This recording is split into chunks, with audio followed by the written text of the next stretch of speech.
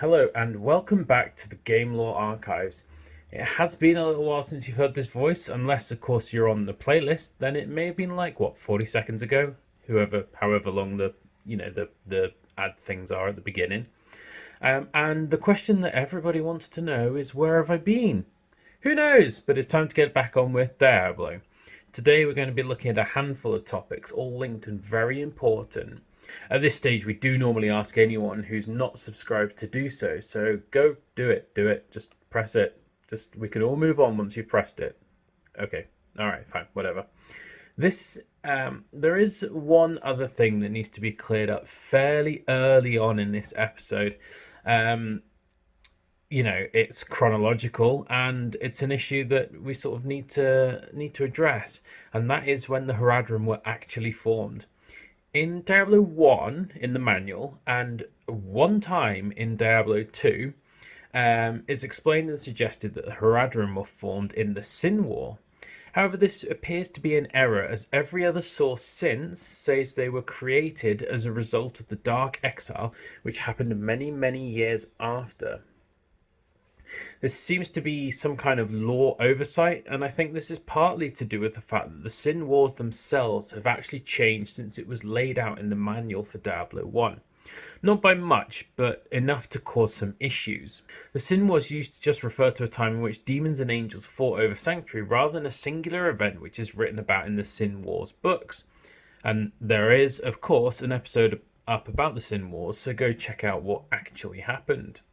The Dark Exile as well was briefly mentioned in the Hell episode, and this used to be part of the events of the Sin War, but has actually been changed.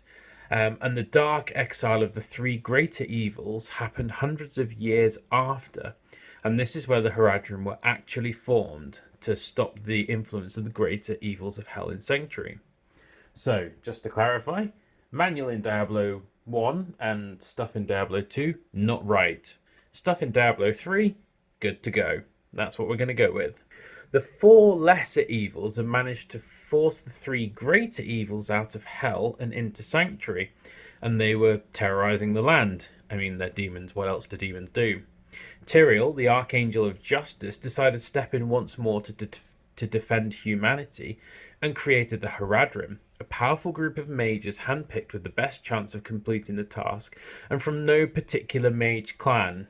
The reason why this is specified is because there was a lot of rivalry between the clans, and so there was no specific person taken. They were just literally the most powerful mages, and they were banded together with the design to capture Diablo, Baal, and Mephisto.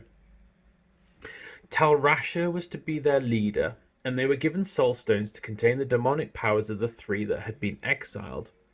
Not much is known about how Tyrael created the Soulstones, but it seems that they were shards of the World Stone, and they were entrusted to Zoltan Kuhl to be safeguarded and used against the demons. Before the quest to contain the greater evils began in earnest, the Horadrim needed an artifact they could use that contained huge amounts of power. As a result, the Horadrim created the Cube. It's one of the most powerful artifacts that's ever been created on Sanctuary. Its power was immense, and the smiths forged for days while mages chanted, and gradually the cube took shape and began to build its power. Unsurprisingly, they couldn't just carve the cube out of some wood. Once completed, it became the centre of almost all of the Horadrim's plans, but the dark methods used to create the tool soon began to haunt the Horadrim. Those that used it were unsettled and were slowly driven insane, and it was not long before the Horadrim deemed it too dangerous to continue using and decided to lock the tool away. It totally begs the question that it took dark magic to make, so what on earth did they expect? Only one of the Horadrim wanted to continue using it, and that was Zoltan Kuhl. Zoltan was from the mage clan called the Inade clan, famed for their powers of transmutation and enchantment, and was the most powerful mage in the land at the time. Once the Soulstones had been created, the darkness began to corrupt Zoltan, and he would spend hours testing them and studying them in the darkness of night. Once a spirited and youthful mage, he became dour and numb even to the most base of emotions. Despite Zoltan's protest, the cube was secreted away. The Horadrim entrusted the cube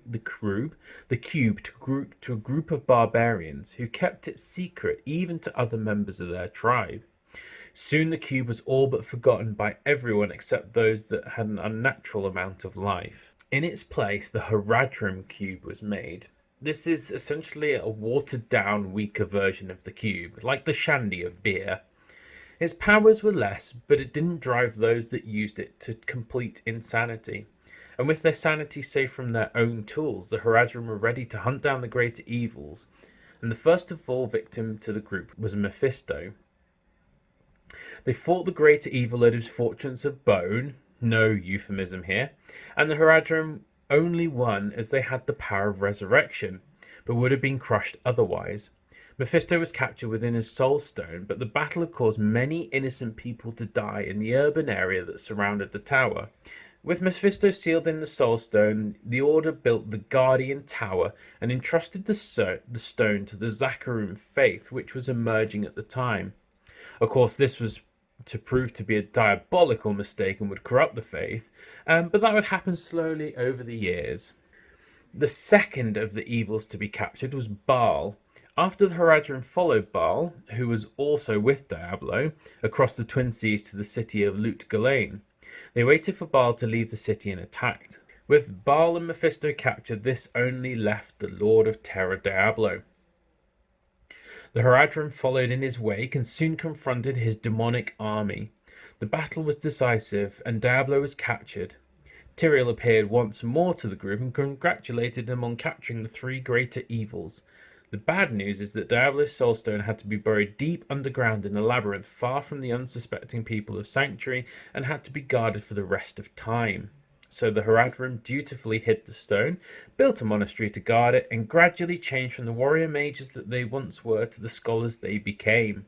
They built catacombs in the tunnels in which they were interred once they died. Although some of the Horadrim decided not to become placid scholars and decided to continue to hunt out evil through the land. A loose end that continued to cause issues was Zoltan Kulle. Since the Soulstones had been sealed away, he had disappeared to Kyrgyzstan, where he continued his studies of the Soulstone by creating the Black Soulstone. He had built an archive underground, and it was believed he was trying to emulate the powers of the Soulstones that were created by Tyrael.